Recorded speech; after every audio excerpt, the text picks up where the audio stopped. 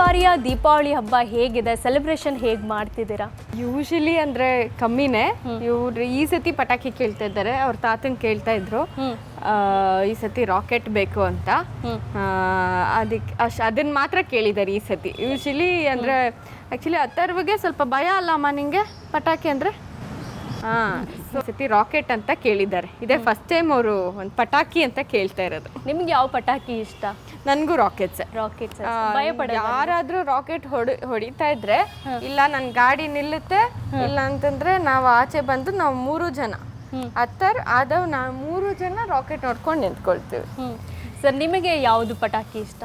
ಚಿಕ್ಕವರು ಇವಾಗ ಜಾಸ್ತಿ ಹೊಡಿತಿದ್ವಿ ಪಟಾಕಿ. ಆಮೇಲೆ ಪೊಲ್ಯೂಷನ್ ಆಗುತ್ತೆ, ಅದಾಗುತ್ತೆ ಇದಾಗುತ್ತೆ ಅಂತೆಲ್ಲ ಸ್ವಲ್ಪ ನಮಗೆ ಅನ್ಸಕ್ಕೆ ಸ್ಟಾರ್ಟ್ ಆಯಿತು. ಸೊ ಬಟ್ ನಮ್ಮ ಕಲ್ಚರ್ ಆಗಿರೋದ್ರಿಂದ, ಟ್ರೆಡಿಷನ್ ಆಗಿರೋದ್ರಿಂದ ಮಕ್ಳಿಗೆ ಇಷ್ಟ ಆಗುವಂಥ ನಾವು ಸಣ್ಣ ಪುಟ್ಟ ಪಟಾಕಿಗಳೇನಿದೆ ಅದನ್ನು ಪ್ರತಿ ವರ್ಷ ಸೆಲೆಬ್ರೇಟ್ ಮಾಡ್ತೀರಿ.